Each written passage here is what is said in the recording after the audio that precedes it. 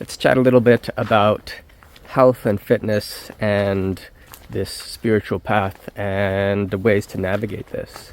So firstly, when we go to see somebody and we are looking for healing, this puts us in a position from an energetic standpoint and a psychological standpoint that makes it very difficult to actually heal.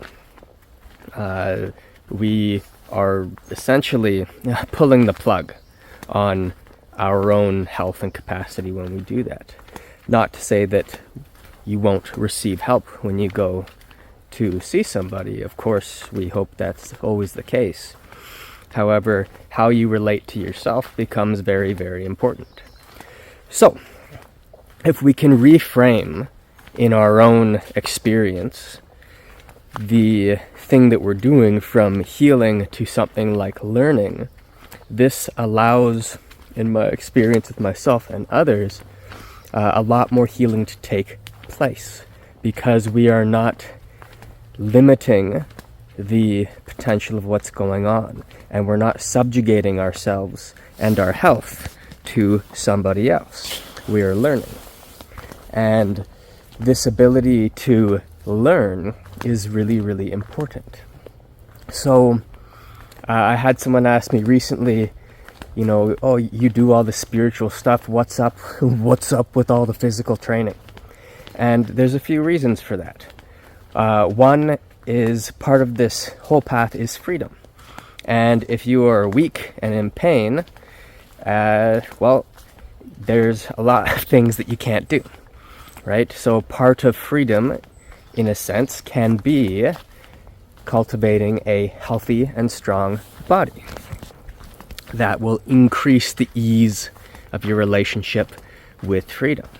Now, when we're applying a learning to healing and health, and when we are applying a learning to, let's say, fitness, this allows us to get out of the paradigm of things being this difficult slog.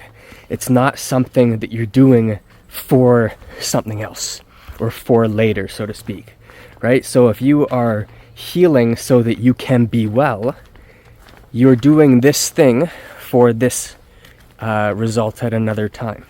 If you are learning, you're learning right now, and the results of learning happen right now. And you're constantly learning. So when you are healed, you're still just in that flow of learning and continuing that journey. Same with, say, going to the gym and fitness. Health on that spectrum, that pole. If you are pushing yourself to go to the gym, if it's something you don't like doing, not to say that the gym is the only way to be healthy and fit and exercise, whatever it is that you like to do, throwing kettlebells or clubs or going for runs or hikes or whatever, if it is something that you're like, oh, okay, I'll exercise now for health and fitness later. Well, now you have to light up that, goal at the end. You have to light up that place in the future. Oh, I want to get to that point. So is there value in that? Sure. But it's also not now. It's then. In our mind, we're separating now and later. So we need to merge that. And again, if we use learning as the connective tissue, as that mechanism of connection, then when you're exercising right now, you're learning. Okay? And the fitness and the health come as a byproduct of that, right?